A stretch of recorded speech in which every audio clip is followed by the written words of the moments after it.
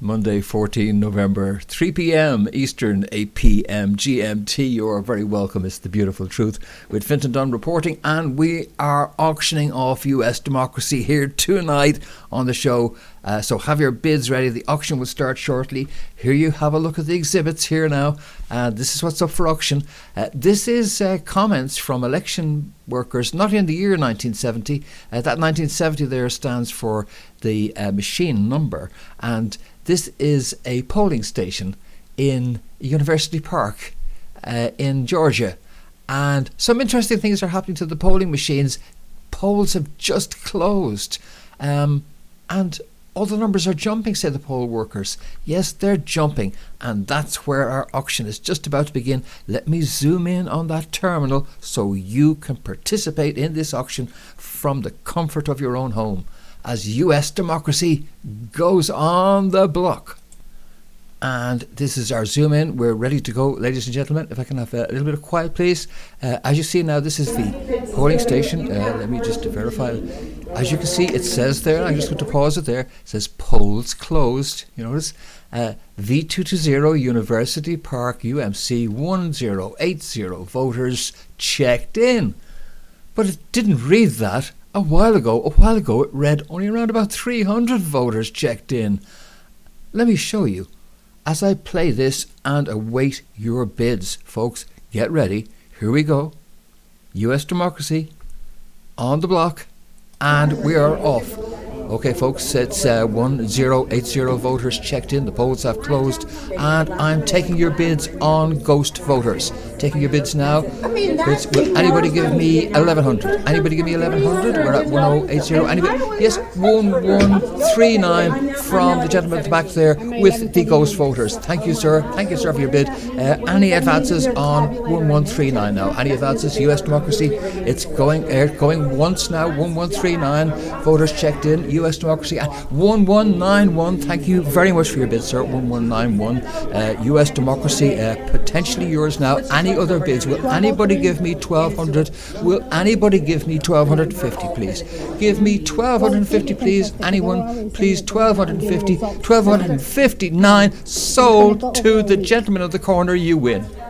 Congratulations. And of course you didn't just win on this terminal, you won like this on all the other terminals there in that polling station. Congratulations again, and please just collect your appropriate papers there at the exit. It's all yours. But it's not just in Georgia, there's stuff going on also over in Arizona. Donald Trump says where Blake Masters is in trouble, and even Carrie Lake is now in trouble. And Donald Trump says they need to do a do-over on that and do it again in Arizona. Election officials, however, insist that they're counting the votes in Arizona as quickly as they possibly can. But it seems to me we're going to have to call it election 2022/2023, it seems. Of course, the curious thing is that there was actually a red wave. Despite everything you heard about, there wasn't a red wave. There was the last time that the Republicans won the popular vote, in other words, the overall vote, when you just add up how many people voted Republican in the nation versus Democrat, when they won that by 4.5%, well, that netted them about 70 seats. This time, they won the popular vote by 6%. Easily exceeding their last attempt by 33%. And this time they struggled to win 10 seats instead of 70, 60, 50, 40, 30, 20. There's clearly something very interesting going on in election 22/23.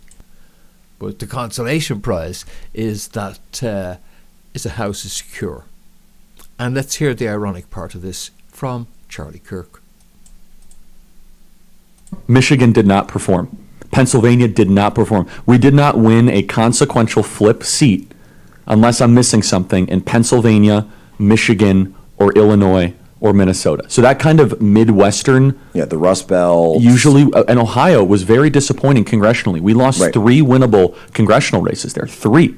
And Which, so, and at a time where J.D. Vance wins big, 6.6%, you got DeWine winning by 25, some huge numbers for DeWine, who was, by the way, a huge lockdown guy, and we're not gonna forget about that. And at the same time, though, these maps in a lot of these states, Pennsylvania, like I've talked about the map issue there, the Supreme Court threw out the map that the state legislature had written, and they found some professor in California who basically punched something into an algorithm and said, okay, this is going to make the Democrats win, and that's what we're going to do. and it should have been reversed. But Yeah. what's so amazing, I mean, there were states that underperformed. Pennsylvania Supreme Court. Pennsylvania underperformed, terrible map. Ohio underperformed. Georgia underperformed big time in the congressional races that were competitive there. And so you kind of take those states together, but who made up the difference? California and New York Right. made up the difference. If California and New York would have performed as horribly as Pennsylvania and as Illinois or as Ohio congressionally, Nancy Pelosi is still Speaker. So Pelosi's going to be retired because of the blue state, New York, and California remnant that rose up and retired. That's I almost think of them that as is like the resistance. spectacular. They're like the underground. Spectacular indeed. And the key thing here is, despite all this uphill, and yeah, I know it's uphill. I'm not, as I report this stuff to you, saying it because I'm bitching about this. I'm just saying this is the reality that we have to deal with. Yeah.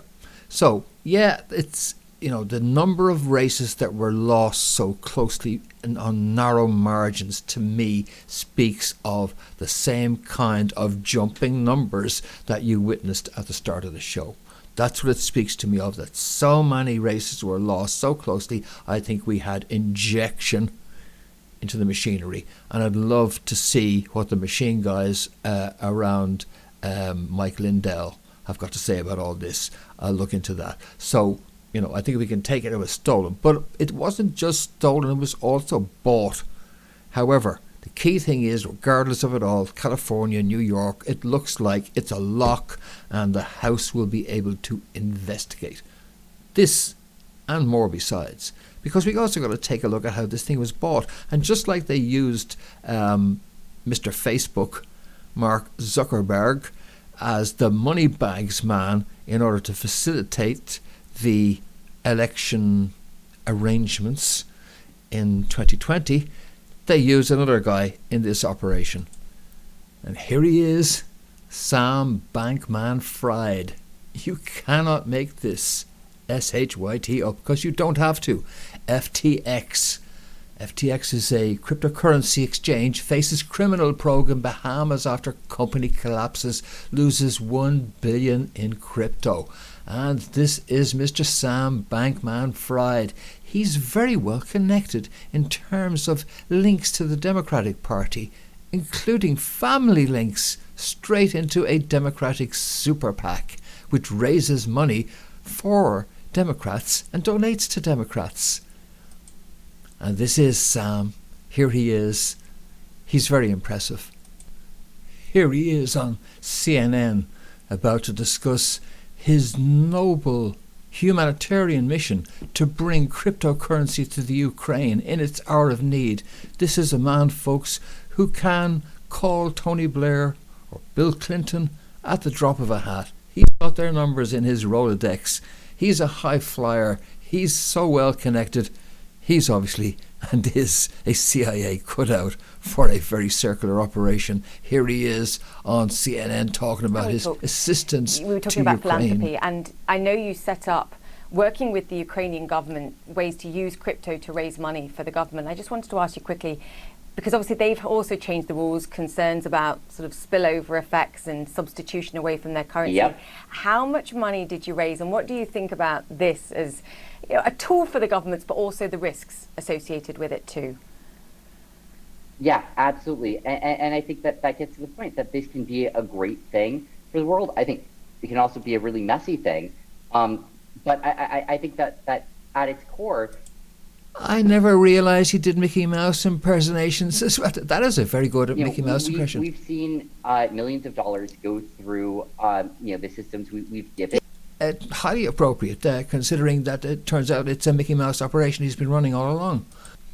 I think it's particularly telling that Sam Bankman Fried Kentucky Fried Chicken bet $7.3 million of his cryptocurrency exchange users' money on Trump losing the 24 election. He actually listed that as an asset of the company that he had wisely invested $7.3 million on Trump losing in 24. What a guy. Well, I wonder what the Commodities Futures Exchange Trading Commission and all that people would think of that kind of behaviour. Well, here's Sam posing for a picture with this lovely lady here.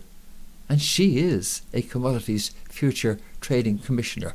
Now, she regulates the industry. So obviously, if you regulate the industry, you have to be close to the industry, which is why she's looking particularly close to Sam there in that.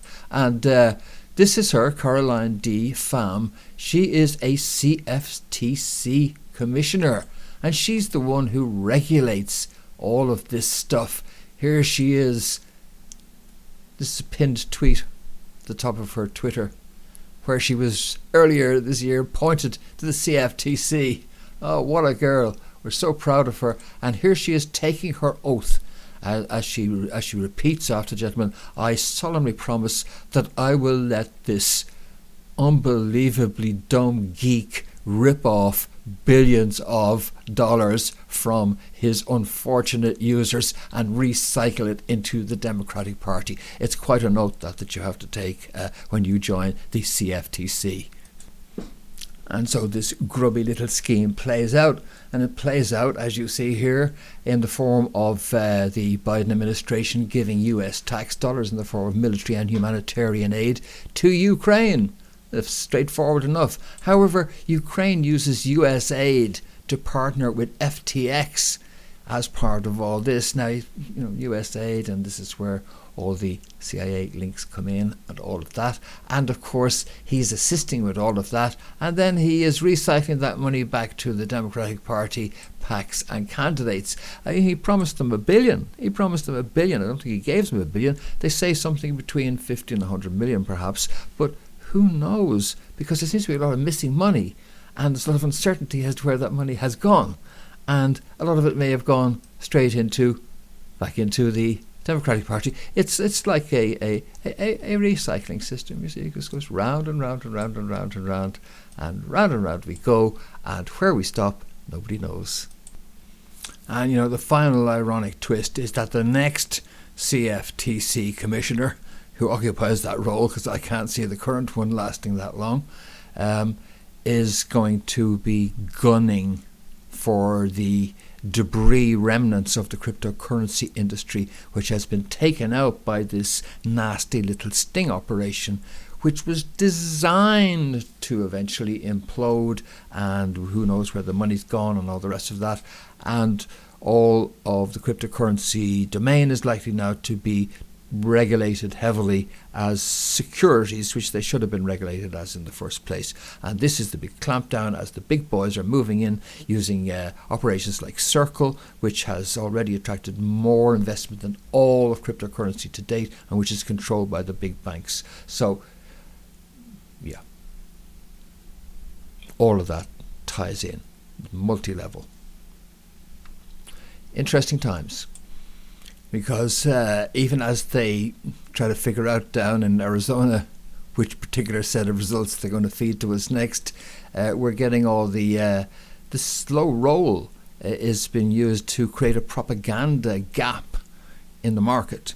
So by denying the actual victory and delaying it as long as possible, they're creating a space in which to attempt to insert DeSantis into the Republican Party, and they're actually attempting to pick who will be the What is DeSantis' populism? Does he get more populist? Does he actually replace Trump in the fringy way, or does he replace Trump and sort of move back more to the middle? And I think the gestures are going to be there, but it's going to be more mainstream. More mainstream. In terms of what Wall Street wants. What Wall Street wants, what corporate America wants. And the question is, would you pick a fight?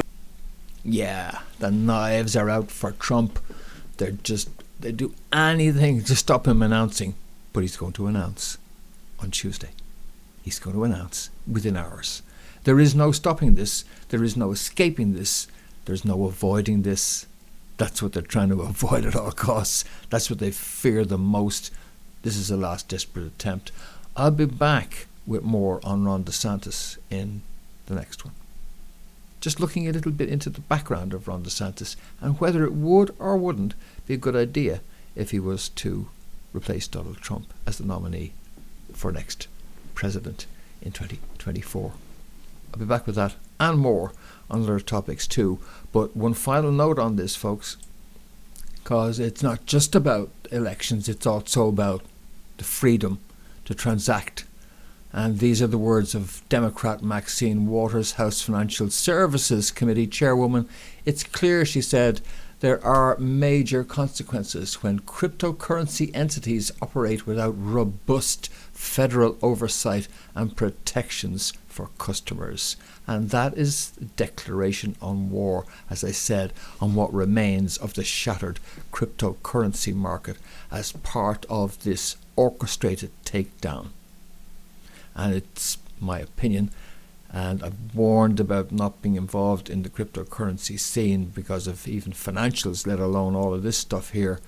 But they're a Trojan horse for the central bank digital currencies, and now the proof of concept, people are being pushed aside, the big boys are moving in, the regulation is locking it all down, and it's all going to morph into a state control system, all part of and connected to this election that is still ongoing. But do not write it off. It doesn't matter. What was their margin in the Senate? It was the deciding vote of the President of the Senate with a 50-50 balance. If the victory in the House is 2 seats, whatever, who cares? 2-3 seats, who cares? If it's 1, who cares? Because that gives you the power to investigate. And that's a light that needs to be shone on a whole host of subjects that range across topics that even YouTube won't let me talk about, into stuff that they still haven't clamped down on. So those investigations are coming, and that is the bright side, because there are certain creatures that cannot stand the light of day, cannot stand the light of inquiry, and will not be able to sustain it over the next 2 years, and it's going to do immense damage to the Democratic Party. And the other bright spot on the horizon is the potential for a Trump Kari Lake run. Something that I tipped off there a week ago might take place. And if Kari Lake indeed is denied the governorship of Arizona by fair means or foul, then you can expect that that is a lock for 2024.